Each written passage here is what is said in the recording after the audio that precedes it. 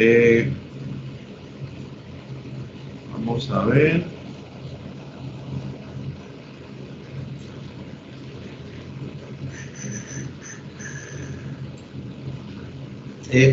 Vamos a ver hoy día las enfermedades de origen genético. ¿Ya? Los defectos congénitos o los defectos genéticos principalmente están catalogados como alteraciones, ya sea en la estructura, en el funcionamiento o en el metabolismo presentes al momento ya del nacimiento. ¿Ya? Y lamentablemente estos defectos genéticos suelen ser la principal causa de muerte infantil, ya sea en el momento del nacimiento o en el primer año de vida de los pacientes. Cuando hablamos, la mayoría de estas enfermedades crónicas infantiles presentan generalmente un componente genético obvio, o también pueden estar influenciadas por algún tipo de susceptibilidad genética que ya tenga el individuo. Aproximadamente, más allá de la cuarta parte de todos los decesos de los niños hospitalizados se asocia a un trastorno genético subadyacente, principalmente en las unidades de hospitales pediátricos. Las principales categorías de los trastornos genéticos infantiles suelen ser enfermedades monogénicas, bueno, la inmunidad alta es esa inmunidad. O también un tercer grupo que son las multifactoriales. Entonces, obvio, tenemos que conocer que cuando hablamos de gen, estamos hablando de un tramo, ¿ya? De un tramo corto de ADN, generalmente menos de 100.000 pares de bases, ¿ya? La longitud de este ADN se mide generalmente en pares de bases, o sea, en lo que se conoce como PB. ¿Ya? También hay otro tipo de medición que es pares de kilobases, que es lo que se conoce como el KB, y las megabases, que son las MB. Cuando hablamos de locus, estamos hablando de la posición de un gen particular en el cromosoma. Cuando hablamos de alelos, estamos hablando de variantes de un gen. Y cuando estamos hablando de lo que se conoce como polimorfismo, estamos hablando de variantes benignas, ¿ya? En consecuencia, en la secuencia, variantes que se pueden producir en la secuencia del ADN, pero que normalmente no contribuye a una manifestación de enfermedad.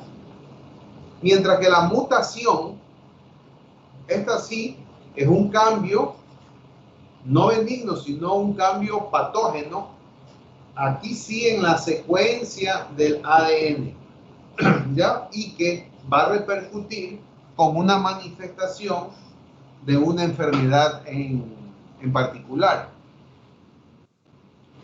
Observamos entonces que desde el punto de vista etiológico tenemos tres grandes grupos de este tipo de enfermedades. Tenemos los que se asocian con factores genéticos propiamente dicho, sea con un gen o multifactorial. En segundo lugar, tenemos las alteraciones cromosómicas.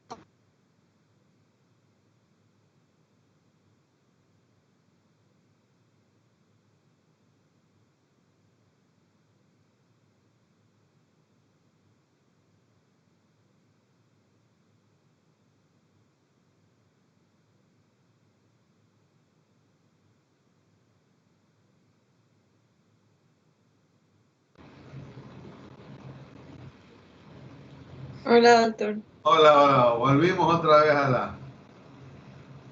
A ver.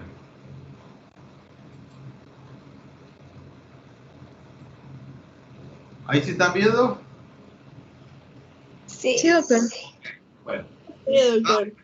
Estábamos entonces que las alteraciones cromosómicas pueden ser estructurales, pueden ser alteraciones de los autosomas o de caracteres sexuales. Y la tercera, que son ya trastornos secundarios que se pueden presentar como etiología, secundarios a eso sí, a influencias de el área ambiental donde esté en este caso el paciente.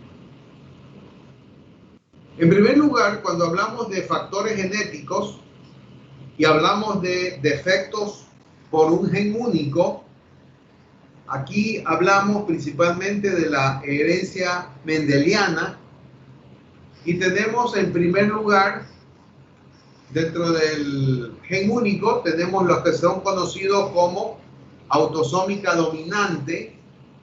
Dentro de estas autosómicas dominantes tenemos allí una serie de enfermedades que en el contexto mundial se presentan muy frecuentemente. Yo he tratado de poner de acuerdo al color las enfermedades que se ven en hospitales aquí en el Ecuador pediátricos más frecuentes, que son las que están con naranja, con color naranja. Las que están con color blanco son mucho más raras, por lo menos en nuestro medio.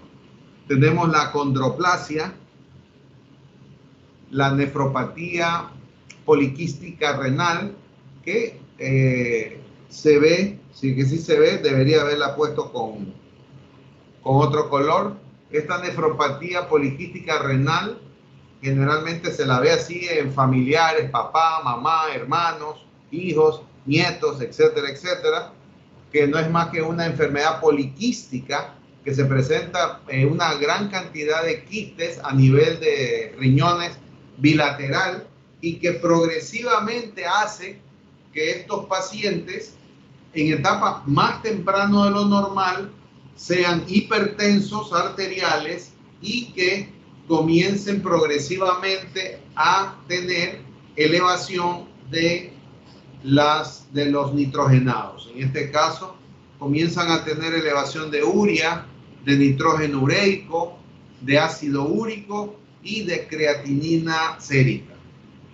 Y los va a llevar progresivamente mucho más rápido estos pacientes a tener ya en etapa adulta o en etapa adulta mayor, cuando han sido bien manejados, a insuficiencia renal crónica. ¿Ya? ¿Ustedes han conocido alguno de ustedes, alguien que tenga enfermedad poliquística renal?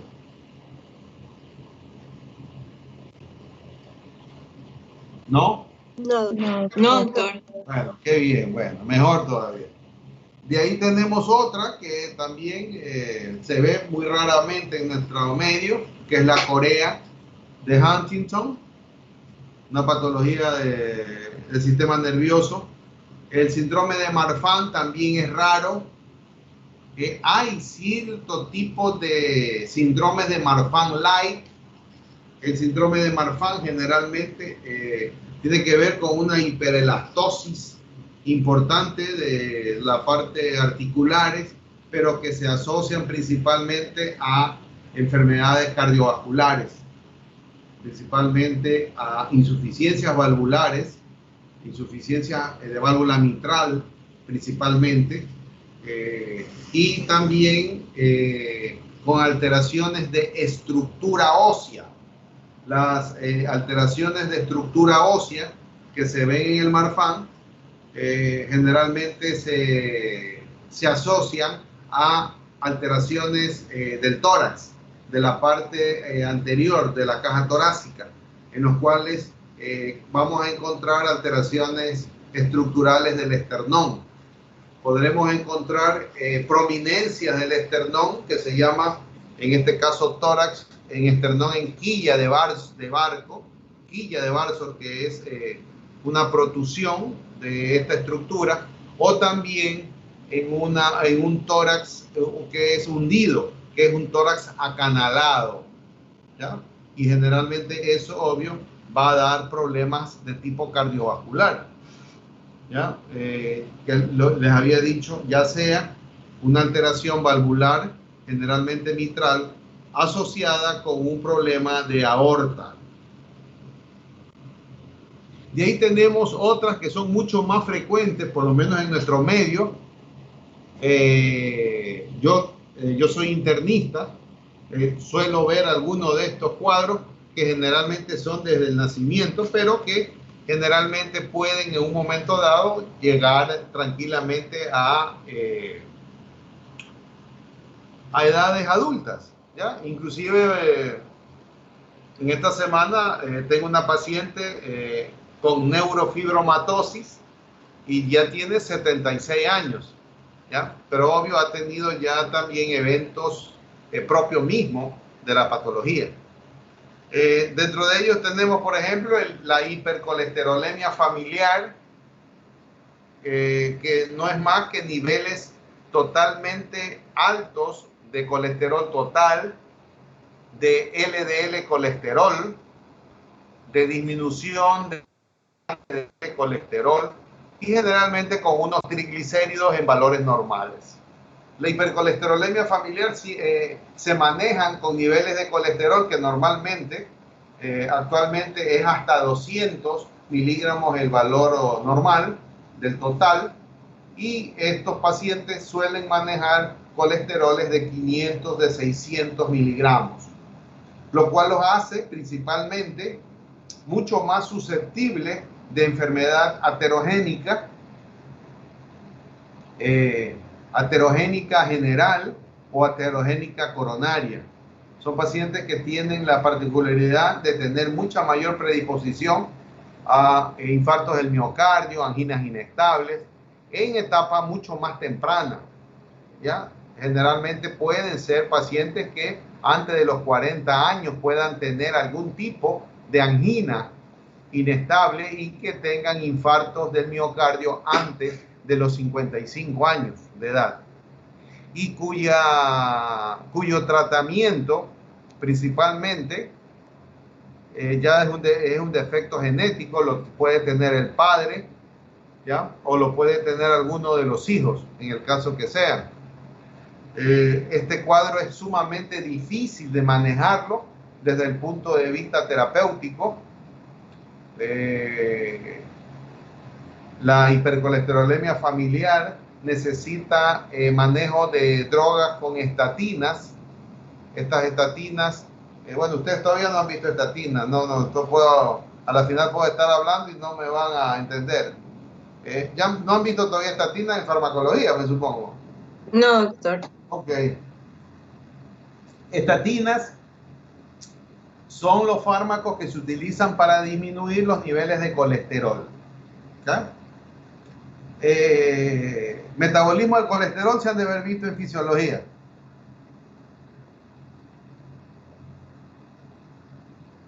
¿Sí? ¿Aló?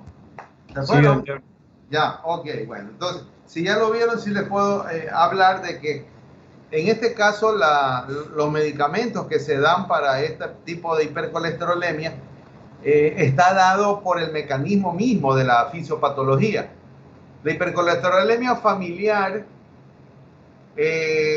implica una alteración en la formación, en este caso, de colesterol endógeno. Como ustedes ya por fisiología deben de haber conocido, que los niveles elevados de colesterol sanguíneo tienen generalmente dos causales.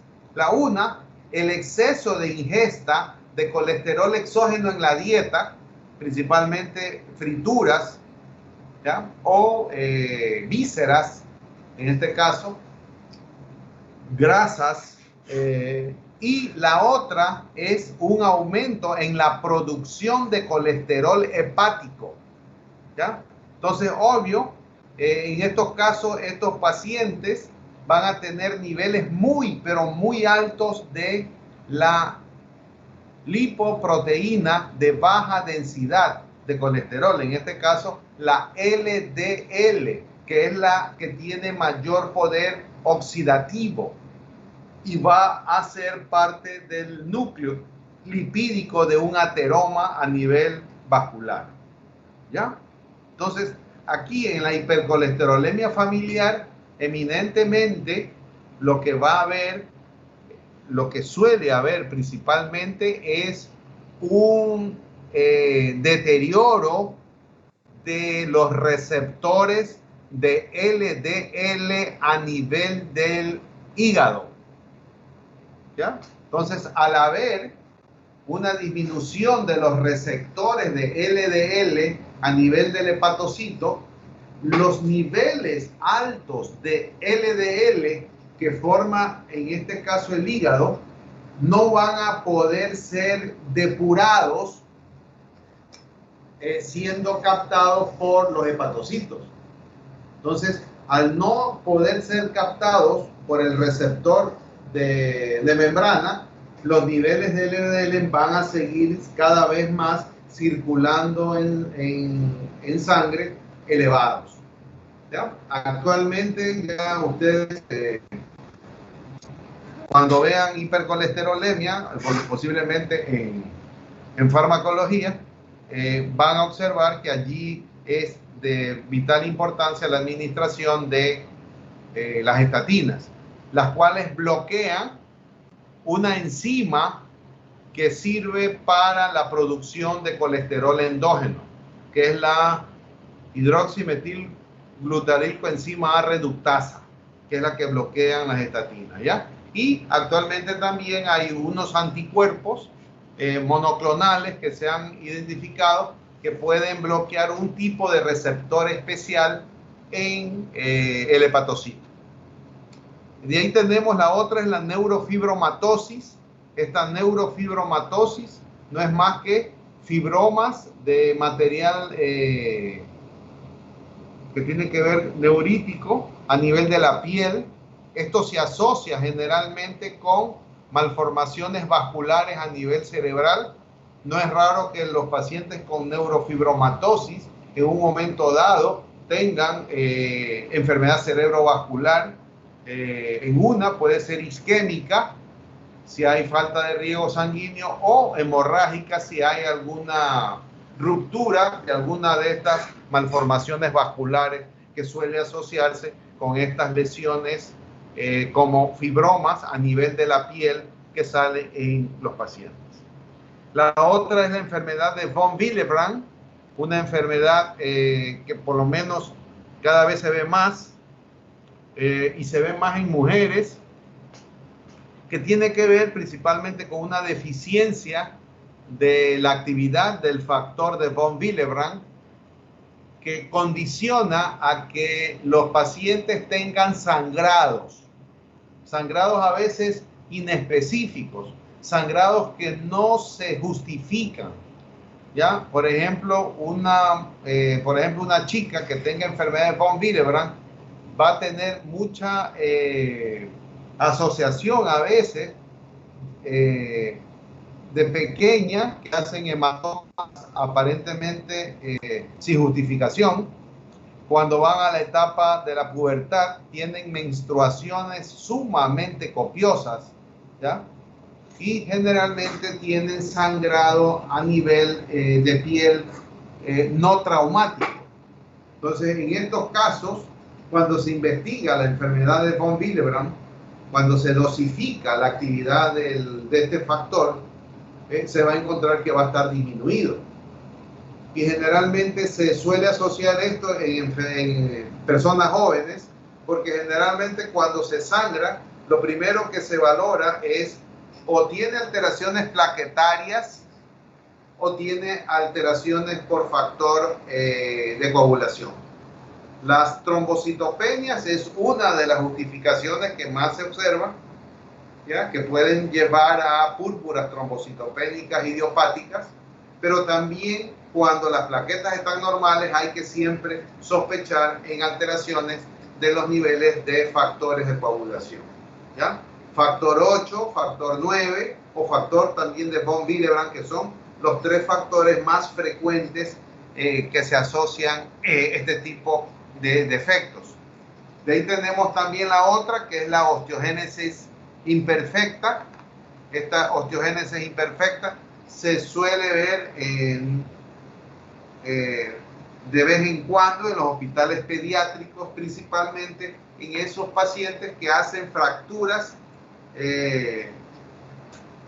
sin causas aparentes, ¿ya? Y que tienen fracturas de cadera en niños que todavía no están en bipedestación, etcétera, ¿ya?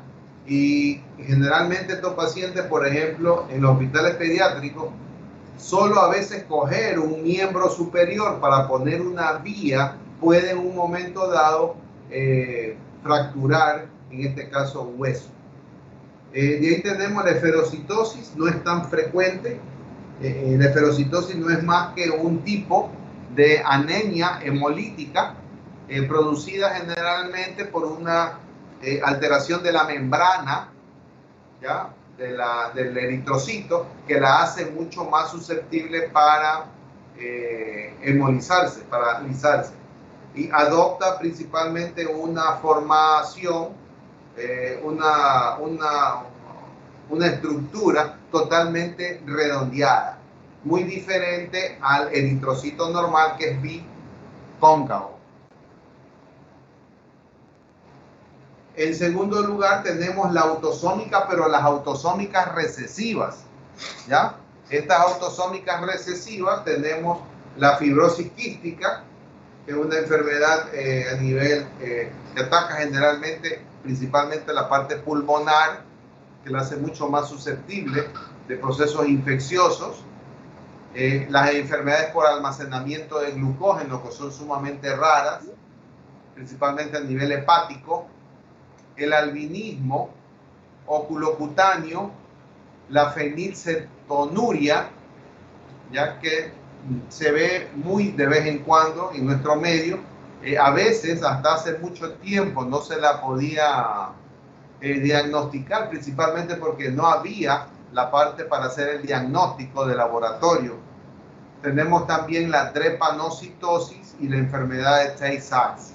En la drepanocitosis no es más que un tipo de anemia, la anemia de células falciformes, en donde vamos a observar que este tipo de anemia cursa con una estructura patológica anormal del eritrocito, el cual en vez de ser redondeado bicóncavo, adopta una forma alargada, ¿ya? En forma de hoz, ¿ya? Y que al ser alargado va a tener dificultad principalmente para adoptar el flujo lineal a nivel de los vasos sanguíneos, y principalmente en áreas donde haya estrechez vascular o haya bifurcación vascular, va a tener la posibilidad de apelotonarse y producir trombosis, ¿ya?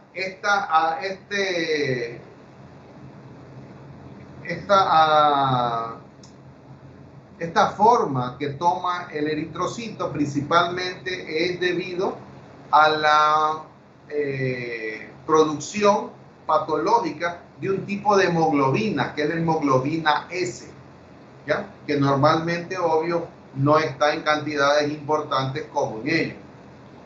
La drepanocitosis es frecuente. En nuestro medio puede haber más rasgos drepanocíticos que drepanocitosis propiamente dicha. Suele estar más frecuente en personas de rasgo afroamericano, ¿ya? Y la clínica de esta drepanocitosis, normalmente, obvio, lo que podemos diagnosticarla es solicitando una electroforesis de proteínas de hemoglobina, por decir una electroforesis de hemoglobina del paciente, la cual nos va a hablar de que su predominio de hemoglobina va a ser este tipo de hemoglobina S. Y la clínica de esta drepanocitosis generalmente es microtrombos, ¿ya? O sea, puede haber dolor de un miembro. ¿Cuántas drepanocitosis han producido dolor, isquemia mesentérica, que han sido confundidas con abdomen agudo, han sido confundidas con apendicitis aguda, por ejemplo, ¿ya? En tercer lugar, a más de las autosómicas dominantes y las autosómicas recesivas, tenemos la recesiva ligada al cromosoma X. Estas recesivas ligadas al cromosoma X, una de las más conocidas, tenemos a las hemofilias. Las hemofilias, principalmente la hemofilia A. También tenemos otras totalmente rarísimas, que solo sirven para tomar examen: la hipogamaglobulinemia, la distrofia de Duchenne y el síndrome del cromosoma X frágil. Luego tenemos los trastornos de herencia multifactorial de origen genético, en donde vamos a encontrar que aquí hay efectos de múltiples genes o de factores ambientales. ¿Ya? Esto es un fenómeno, como se dice, al límite, porque pueden aparecer desde el nacimiento o también pueden aparecer ya a mayor edad. No necesariamente son exclusivamente de origen inicial. Pueden aparecer en ambos extremos. Estos trastornos de herencia multifactorial, por ejemplo, tenemos dentro de los defectos congénitos, tenemos por ejemplo el labio leporino o el paladar hendido. ¿Ya?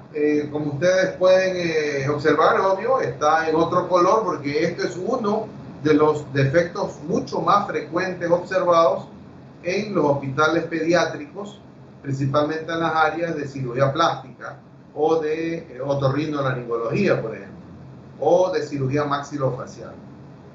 ¿Ya? Estos defectos generalmente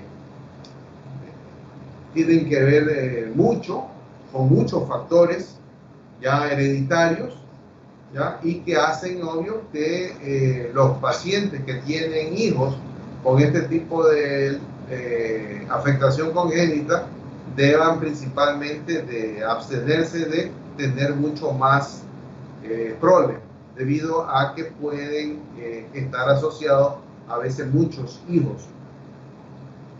El otro defecto que se observa también es el pie equino, esa alteración principalmente del pie con alteración hacia la parte interna, ¿ya? O externa, que hace que tengan dificultad para la deambulación adecuada.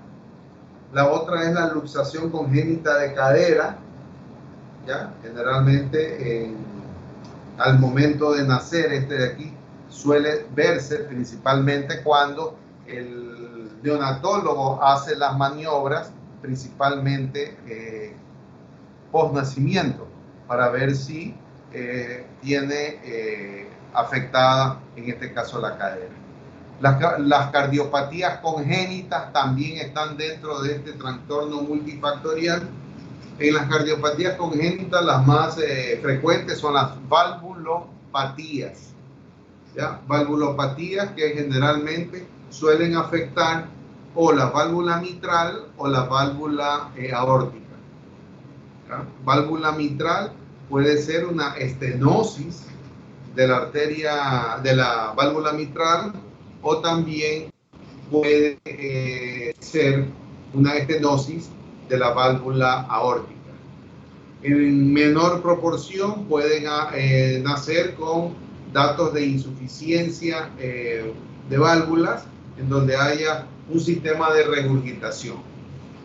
Estas valvulopatías congénitas que suelen verse principalmente producen lesiones que, dependiendo el lugar, también pueden asociarse a alteraciones del tabique que divide las estructuras vasculares, las estructuras cardíacas, y puede haber comunicaciones interventriculares o comunicaciones interauriculares, que si se produce principalmente de un lugar a otro, pueden llevar a tener cardiopatías que sean cianosantes y sean posiblemente mucho más susceptibles de ser diagnosticadas tempranamente, ¿ya? Y las otras alteraciones de herencia multifactorial que podemos encontrar, estamos ante las malformaciones de vías urinarias. En las malformaciones de vías urinarias tenemos desde las mononefros, ¿ya? Cuando nacen con un solo riñón, alteraciones que tienen que ver mucho también con la estructura de la pelvis renal, lo cual puede llevar en un momento dado a hidronefrosis, que es dilatación de la pelvis renal progresiva, que puede en un momento dado llevar también a estos pacientes a deterioro de la función renal mucho más temprano. Observamos también dentro de las malformaciones de vías urinarias riñones en herradura, por ejemplo.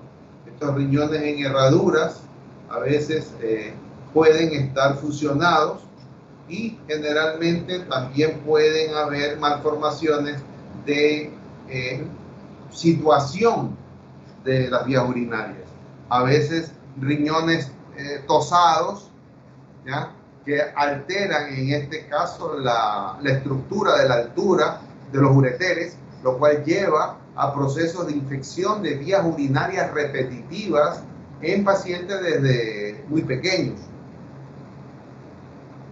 También encontramos dentro de las malformaciones de vías urinarias estructuras de valvas que se encuentran en la unión uretero-vesicales y que también llevan a que los pacientes tengan infecciones de vías urinarias muy repetitivas. Dentro de los trastornos de herencia multifactorial, pero por defectos ambientales, ¿ya? Que tienen que ver mucho, en este caso, con además de fenotipo, con el genotipo. Estamos hablando de enfermedades ya conocidas, ¿ya? Enfermedades que, obvio, dan una herencia multifactorial. La diabetes mellitus actualmente es una de las enfermedades de mayor repercusión. Como ustedes pueden ver, estos trastornos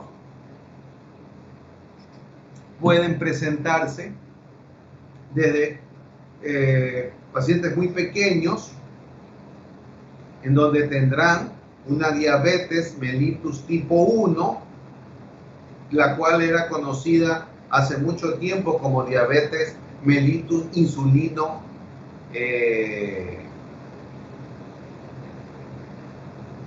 sensibles, ¿ya? O también diabetes dependientes de insulina, en donde los pacientes van a tener alteraciones principalmente de tipo de no formación de insulina pancreática, en donde hay dos tipos, la que tiene que ver con alteraciones de inmunidad, que los lleva a que sean inmunogénicas, ¿ya? Que tengan anticuerpos contra estructuras, en este caso pancreáticas, que hacen que se dañe, y las otras que tienen que ver principalmente con factores ambientales, que es la tipo A, la tipo 1A, que es la por inmunidad, y la tipo 1B, que es la que tiene que ver principalmente con defectos ambientales. Dentro de estos defectos ambientales están enfermedades por virus. Las enfermedades virales, principalmente si la padece la madre gestante durante el embarazo, puede condicionar que en este caso el producto salga con este tipo de diabetes tipo 1. Dentro de ellas se ha demostrado que dentro de las virosis más frecuentes que pueden provocar ello es la rubiola. ¿Ya? La rubiola en este caso puede provocar un tipo de diabetes mellitus tipo 1, principalmente no tipo con alteración de inmunidad. También la diabetes tipo 2, ¿ya? Por trastorno de herencia multifactorial, también se observa, principalmente en etapa un poco mayor.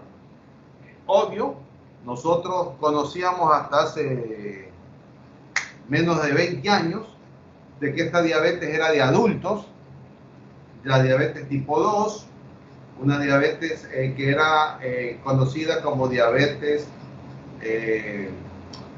no sensible, en este caso que no tenía nada que ver con deficiencia de insulina. Los pacientes tenían insulina, algo de insulina para no tener totalmente una diabetes franca. Observamos aquí que en estos pacientes diabéticos tipo 2 cada vez se han visto que la aparición de la diabetes es mucho más temprana. Actualmente se ve incluso niños, ¿ya? O jóvenes que tienen este tipo de diabetes, que la parte ambiental está condicionada ¿con qué? ¿Con qué creen que está condicionada la parte ambiental para tener diabetes tipo 2 en niños? La dieta. Muy bien, la dieta. La dieta y también el estilo de vida.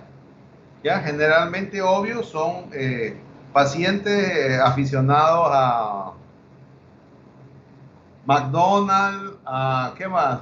Kentucky Fried Chicken, a todas estas comidas rápidas, altamente en grasas, ¿ya? Que hacen que el paciente comience a tener sobrepeso y que el niño termina con obesidad, o sea, obesidad infantil, que está asociada con diabetes, que una diabetes que debería haberle comenzado a los 30, 35 años y que obvio le va a aparecer mucho antes, le va a aparecer a los 10, 12, 15 años. La otra es la disminución en la actividad física. Ya cada vez hay más ascensores,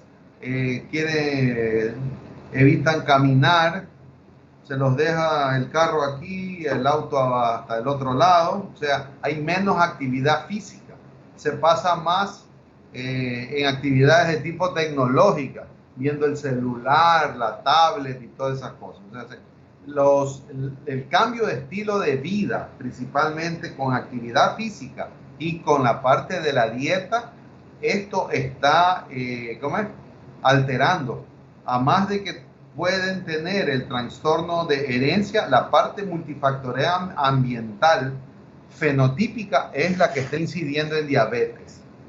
En segundo lugar tenemos la enfermedad coronaria. La enfermedad coronaria es otra de las enfermedades que, obvio, a más de la herencia, la parte multifactorial la tiene que ver. En la enfermedad coronaria tenemos también aquí otro factor. ¿Cuál es el factor?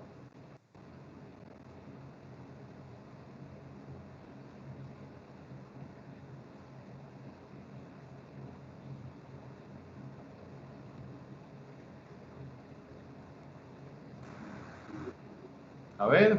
La hipertensión. La hipertensión, bueno, sí, o sea, puede ser, pero sino que ya mismo vamos a hablar de la hipertensión. En la enfermedad coronaria, obvio, se parece mucho a la parte de la diabetes. Tiene que ver mucho también con la parte de la dieta y de la actividad física, ¿ya?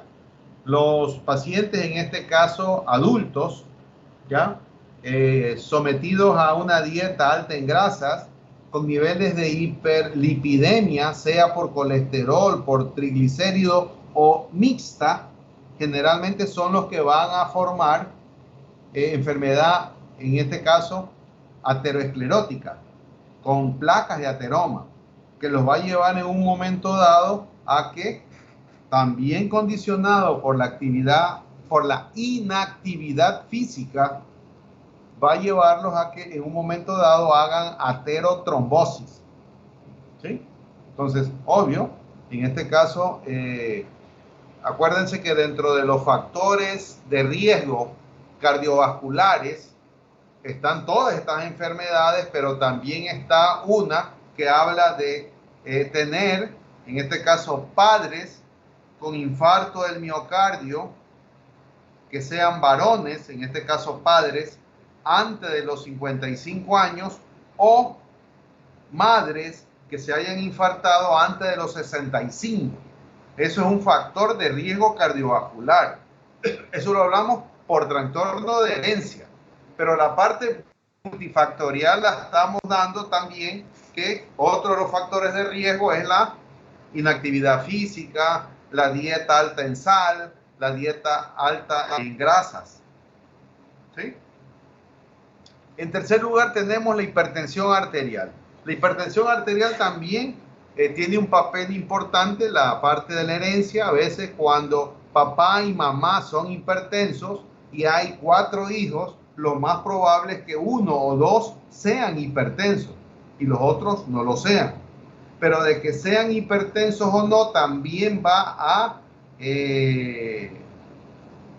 a incidir la parte ambiental, ¿sí?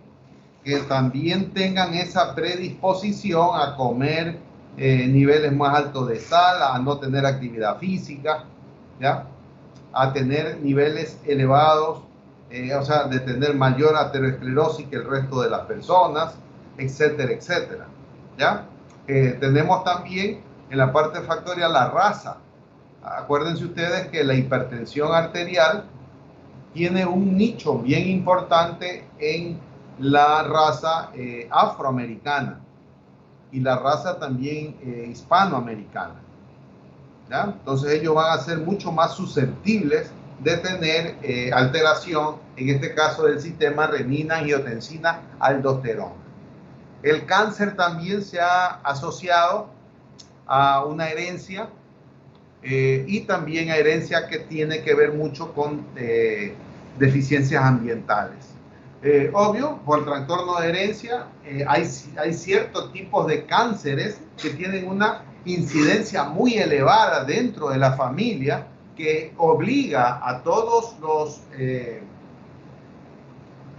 familiares hacia abajo a hacerse un control periódico debido al aumento de la incidencia del cáncer. ¿Conocen algún tipo de cáncer que tenga mucha incidencia a nivel familiar? El cáncer de mama. Cáncer de mama, muy bien. También el cáncer gástrico. Cáncer gástrico es otro de los que también hay que tener en mente. Y el cáncer de colon, ¿ya? Entonces eso tenemos de que también puede influir. Pero también vemos que la alteración de los factores ambientales también puede acelerar un trastorno de este tipo hacia cáncer, ¿ya? Principalmente, ¿cuál, por ejemplo? Un cáncer que, a más de trastorno de herencia, puede ayudar a que la alteración ambiental lo presente mucho más temprano que a la final que otros. Ejemplo, ¿cuál? Cáncer de garganta. Cáncer de garganta. O sea, por las personas que fuman, que son fumadores crónicos. Y entonces, ¿cuál es el cáncer más asociado a tabaquismo? Cáncer del pulmón. No. Cáncer de pulmón. Cáncer de pulmón. Cáncer de pulmón, muy bien. Entonces, obvio, la predisposición usted la puede tener, pero la puede exacerbar si fuma, ¿sí? Por eso también hay personas que fuman y nunca tienen cáncer. Les da enfermedad pulmonar obstructiva crónica, pero no tienen cáncer. Es porque, obvio, no tenía el trastorno de herencia, sino que solo el tabaquismo les produjo eso. Y hay otros que, obvio, tienen predisposición al cáncer y fuman y terminan con cáncer. ¿Qué otro tipo de cáncer? De piel. De piel, ¿ya? El cáncer, ¿cuál sería el factor ambiental más importante para cáncer de piel? Exposición a La los rayos. exposición solar. Rayos ultravioleta. Exposición a rayos solares, muy bien, excelente, ¿ya? Entonces ese es otro tipo de cáncer que también tiene esa asociación. ¿El cáncer de colon podría tener?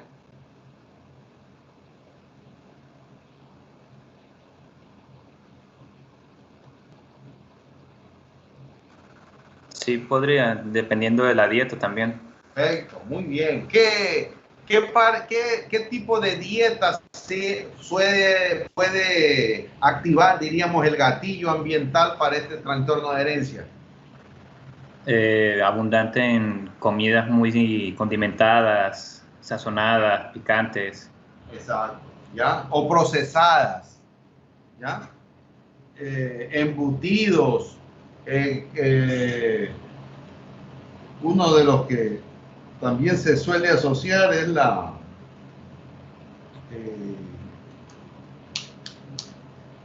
estas carnes que son, a ver, no me acuerdo el nombre. Embutidas. Los embutidos, los embutidos. Transgénicos. Embutidos, sí. No, en este caso los que pasan las chuletas esas ahumadas, por ejemplo, lo ahumado, ¿ya? En este caso también es otro de los factores, ¿ya? Ya sea para el cáncer gástrico también o para el colónico.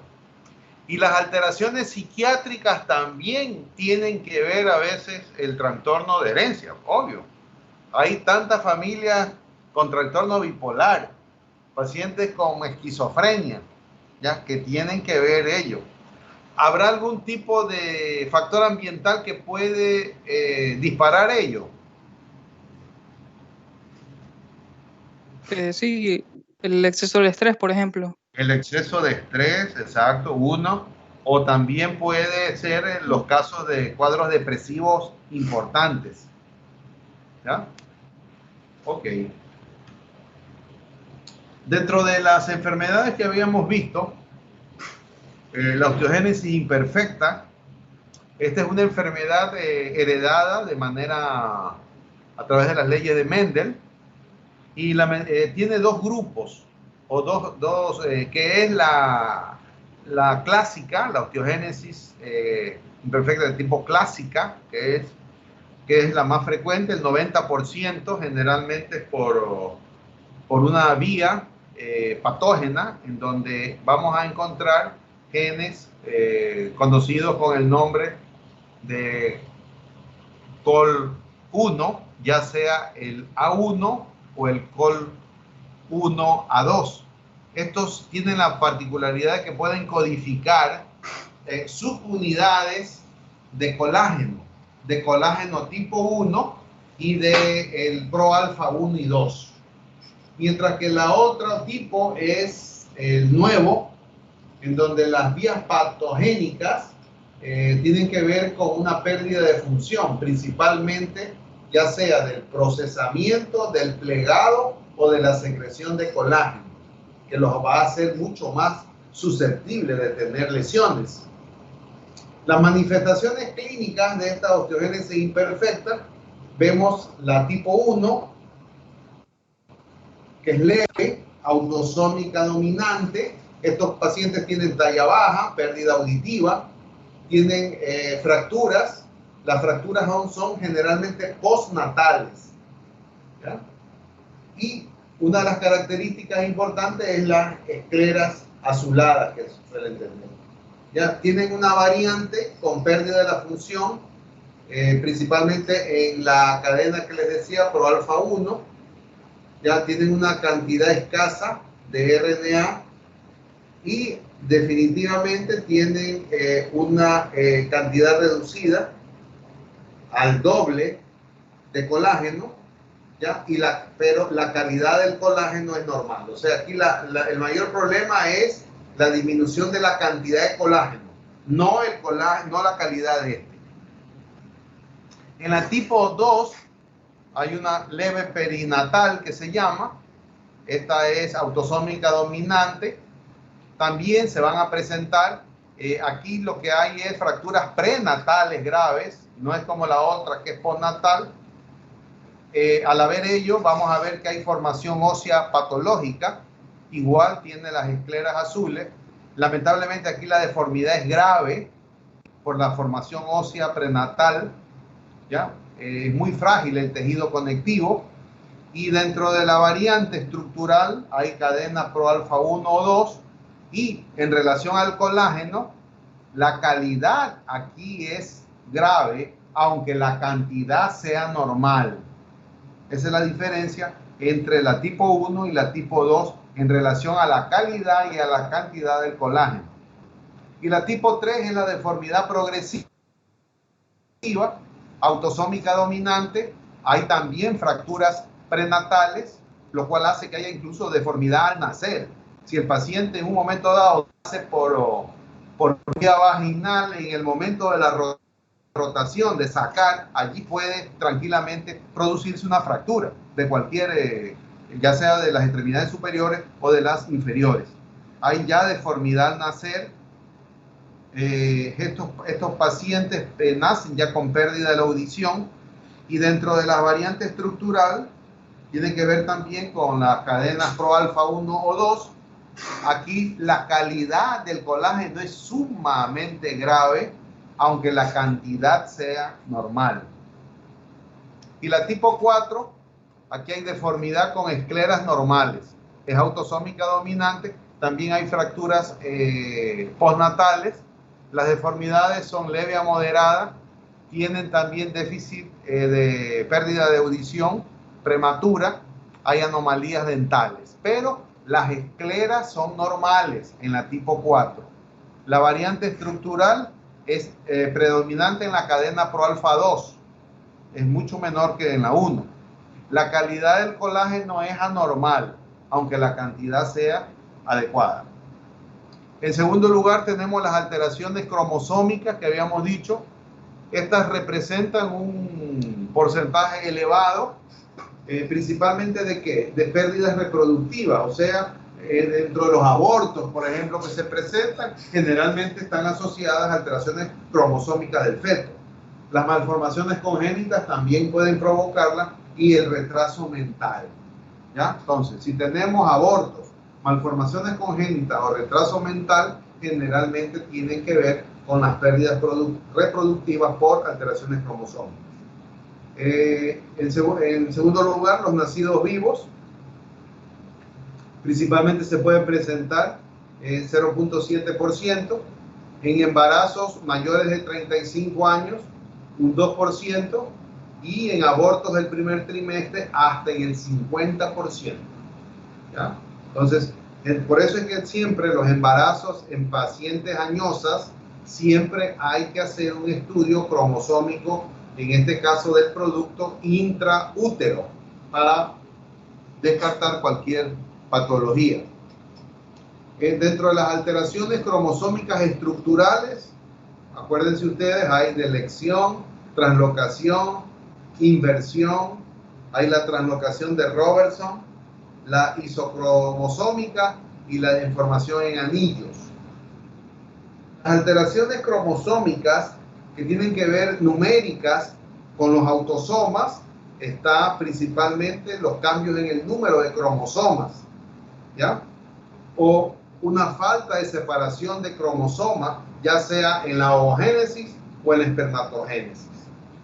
Las que tienen que ver con falta de disyunción, tenemos a los 3 síndromes más frecuentes. El síndrome de Down, que tiene que ver con una trisomía del cromosoma 21.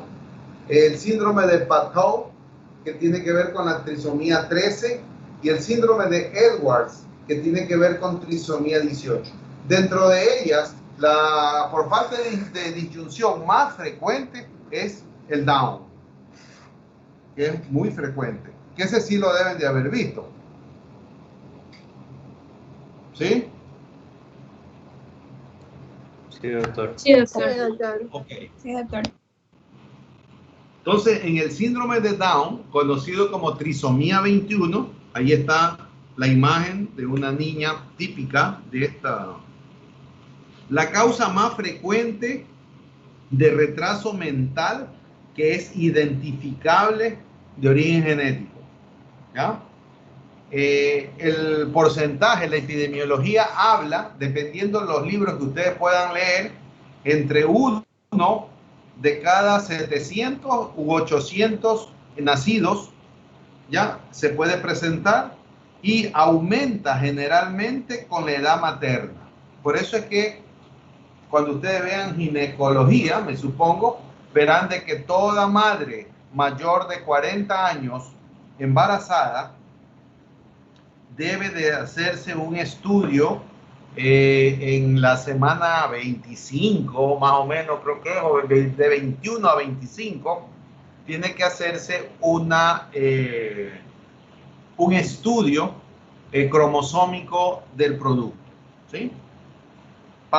Principalmente para descartar este tipo de trisomía que es mucho frecuente, ¿ya? Es muy frecuente a veces.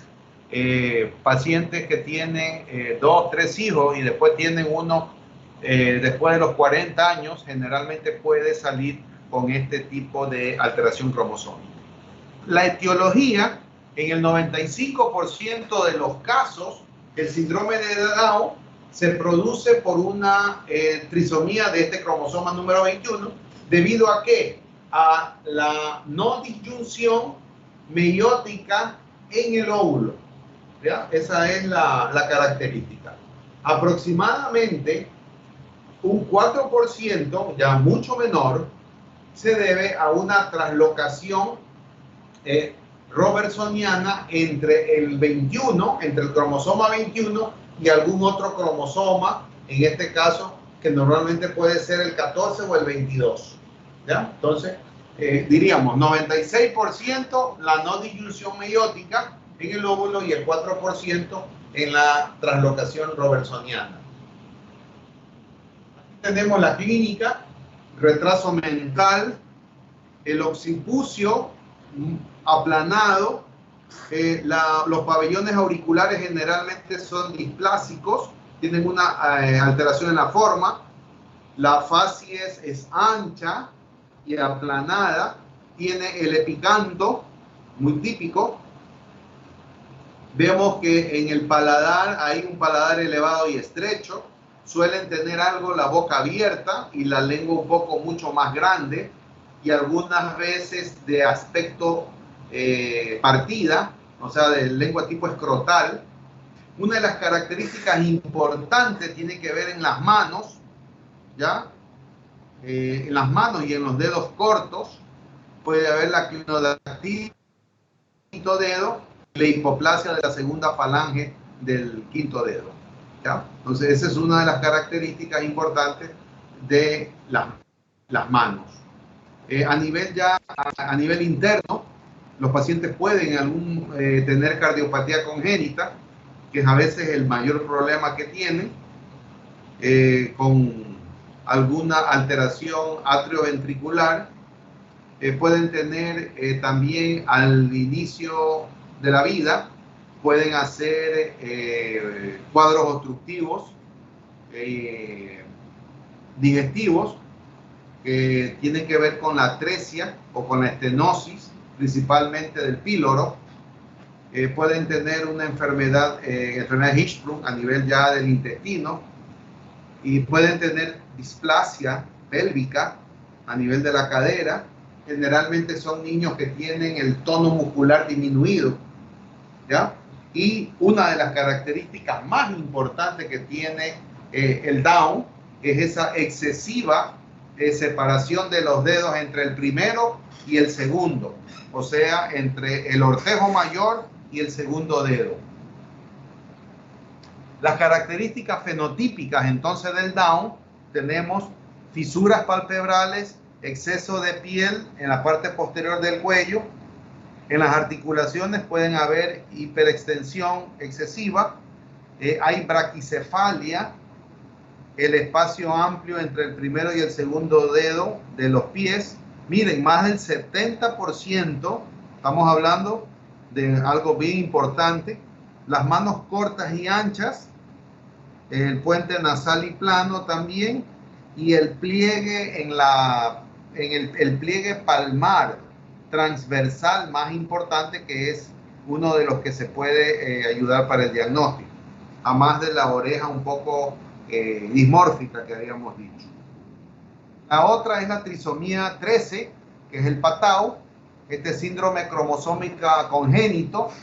Hay una supervivencia muy rara, casi nadie, generalmente terminan en productos prematuros muertos. Aquí hay una existencia de 3 copias de cromosoma 13. La etiología de esta trisomía, en el 75% se presenta una trisomía de todo o de gran parte del cromosoma 13. Aquí, obvio, no hay disyunción cromosómica durante la meiosis y principalmente en el gameto materno. La clínica del Patau, vemos los cariotipos que se pueden presentar. Aquí hay microftalmía, unos ojos muy pequeños, hay polidactilia, microcefalia, con un retraso mental si el paciente nace, defectos cardíacos importantes,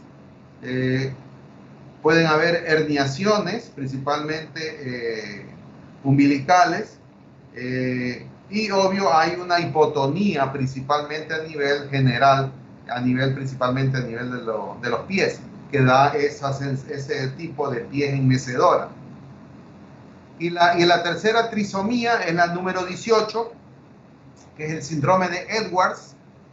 Este de aquí es rarísimo, 1 en cada 6.000 nacidos vivos, aunque obvio constituye el tercer síndrome cromosómico más frecuente. ¿Ya? Es más frecuente en madres de edad avanzada. A partir de los 35 años aumenta el promedio. Aquí hay una trisomía de todo, gran parte del cromosoma 18, y en el mayor porcentaje de los casos corresponde a una trisomía completa producto de la no disyunción de este tipo de este cromosoma, principalmente siendo el resto de la trisomía por traslocación. La clínica, ustedes pueden ver ahí, occipucio prominente, retraso mental, hay micrognatia, o sea, el maxilar inferior está metido. La implantación de las orejas es sumamente bajo, casi a nivel del cuello, lo cual es obvio, le da un cuello corto. Puede haber superposición de dedos de la mano, hay defectos congénitos cardiovasculares, malformaciones renales, ya que son generalmente las más visibles. Y dentro de las alteraciones gonosómicas, que tienen que ver con la alteración del número de cromosomas, están los síndromes gonosómicos más importantes, que son los 2 más frecuentes: el síndrome de Turner, ¿ya? Y el síndrome de Klinefelter. El de Turner, que es una monosomía del cromosoma X. Si nos ponemos a ver, no hay 46 cromosomas, hay 45 y un X, o sea, es un X0, diríamos. Afecta principalmente a pacientes del fenotipo femenino. La característica de ellos es la talla baja, la implantación baja de los pabellones auriculares, otitis media recurrente, cuello corto y alado, que es una de las características.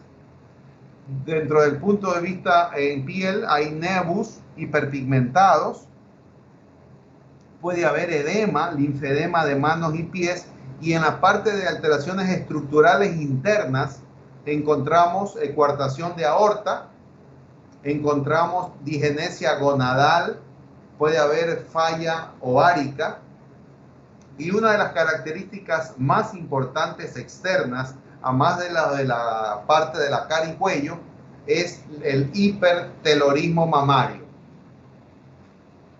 Ahí hay una foto ya de una paciente, Turner. Ustedes pueden ver el hipertelorismo, pueden ver la talla corta, pueden ver el cuello corto, la implantación de las orejas, que generalmente son las alteraciones más importantes que se puede ver a simple vista. Y el síndrome de Klinefelter, este síndrome no es más que un hipogonadismo primario, en donde vamos a encontrar una polisomía del cromosoma X, que es el que le da la feminidad, con presencia, en este caso, es el Klinefelter es un XXY, 2X y un solo Y. Aquí, ¿qué encontramos? Vamos a encontrar entonces ginecomastia, como pueden observar, con presencia de testículos muy pequeños. Hay azospermia, lo cual le da infertilidad a estos pacientes y un aumento de la hormona folículo estimulante. Desde el punto de vista etiológico, en un 75% de estos pacientes pueden tener un cariotipo 47, o sea, XXY 2X, que es lo que les da esta característica.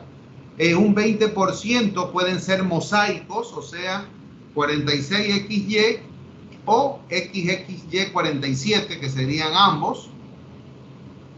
Y en el 5% pueden ser variantes ya de mayor cantidad, pueden ser 48, ya sería XXXY o 49XXXY.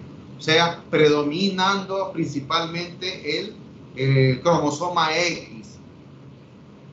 Entonces, aquí estos pacientes van a tener que aspecto femenino, en este caso, ausencia de calvicie, si son pacientes ya adultos, la cara es redondeada, hay carencia de vello facial de barba, o sea, hay pocos estigmas masculinos.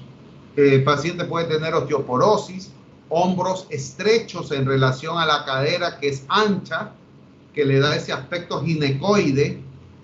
El desarrollo de mamas o senos, hablábamos de la ginecomastia.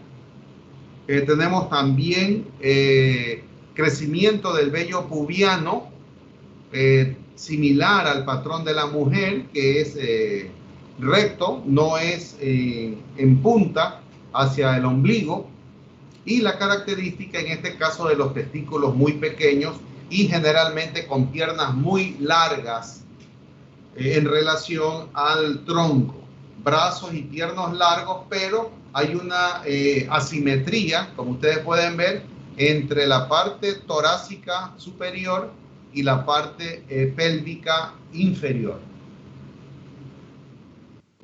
Los trastornos secundarios a influencias ambientales, vemos que hay agentes que son teratogénicos, la radiación, las sustancias químicas, los fármacos, los agentes infecciosos y las deficiencias también nutricionales pueden llevar a este tipo de trastornos. Ahí nos vamos a quedar. Esta parte de aquí es de la próxima semana, que tiene que ver principalmente con la otra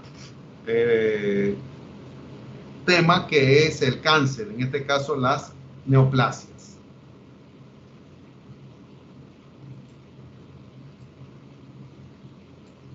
Ustedes ya presentaron las La revisión bibliográfica. las revisiones bibliográficas ya. Ya a los que les faltaba algo, ya todas me lo mandaron, porque yo ya les contesté hoy día a algunos. No sé si será del grupo de ustedes. Había alguna en algunos no podía yo abrir en este caso la página que me habían mandado, y en otros, yo no sé si están dentro del grupo de ustedes, me habían mandado un escrito, pero como se dice en PDF de la cita bibliográfica, sin poder entrar a ver los trabajos. ¿Había alguno de ustedes? ¿No? ¿Todos estaban bien? Doctora, a mi grupo sale que no se pudo abrir ninguna cita bibliográfica. Exacto. Posiblemente entonces ese de ahí. Tienen que mandármelo con las... ¿Cómo es? Para que yo pueda entrar a la página. a la página. Porque hay unos que como me han escrito así nomás como... Es que nosotros enviamos con nomás Vancouver. No mandamos link como tal. No, el Vancouver es cuando hagan la tutoría. Ya. Pero ahora no, ahora le tienen que mandar que yo pueda abrirlo. Doctor, el grupo 2 también nos escribió lo mismo. Nosotros enviamos fue libros. Sí. Es que pero es que libros tampoco. Libros máximo unos 2 libros. Hay un grupo, no sé si ustedes me han puesto como 6 libros. Entonces prácticamente no van a investigar nada desde el punto de vista de revista, de cosas más actuales. Ok, doctor. Ahora, los que no han podido hacer eso, me lo mandan lo más rápido que puedan por el correo institucional. Ahí yo los puedo revisar. Ya listo, doctor. Gracias. Ya. Ok. Doctor, dígame. nosotros somos del grupo 3, tenemos una pregunta sobre nuestro tema. Nuestro tema es síndrome de respuesta inflamatoria sistémica y estamos un poco confundidos y queremos saber si es lo mismo a sepsis y choque séptico. Porque cuando investigamos para las revistas y todo salía el síndrome, choque séptico y sepsis. Ajá. Es que choque séptico es una parte de todo el síndrome de respuesta inflamatoria. O sea, ustedes tienen como, diríamos, como el tema es un poco más amplio. Es mucho más amplio. El shock séptico es una parte de eso. Posiblemente en algunas, por eso es que yo he visto en algunas citas bibliográficas, un grupo también tiene esa misma cita. ¿Sí? O sea, se parecen algunos ya. Lo que sí encontré en un grupo que le hice habían puesto exactamente las mismas con el mismo número. Parece que habían hecho un copia y pega. Eso no puede pasar. Doctor. Dígame. Sí. Bueno, en el grupo 5 nos tocó el tema de disfunciones multiorgánicas y también nos sale en el comentario. ¿Pero de cuáles? ¿De cuál? Porque estaban repartidas en 2. Las renopatointestinales y las cardiovasculares hematológicas. Cardiovasculares hematológicas. Ya.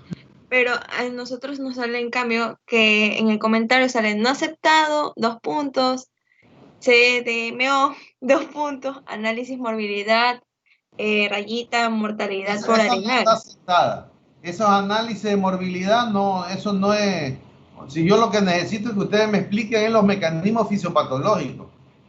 No es un tema de investigación de clínica como para mandarlos a investigar morbilidad, mortalidad. Esas cosas no es el tema. Intoxicación por litio. ¿Cómo? Abajo usted nos escribió que tenía... Esa intoxicación por litio tampoco. O sea, esos 2 ítems, por decirlo así, lo quitamos y le enviamos. Exacto, me tienen que enviar dos citas bibliográficas. O sea, reemplazar esos por otros nuevos y enviarle. Así es. Ya, listo, doctor. Gracias. Doctor. Ok. Doctor, no sé. Se me dijo que le haga acuerdo de mi asistencia. Ya, ¿cuál es usted? Vera. Yo hice Vera. Vera, ya, ok, ya le voy a poner, Ya, gracias. Okay, ya entonces. Ok, bueno, buenas noches, Gracias, doctor, igualmente. Buenas noches. Cuídese, doctor, gracias. Ok.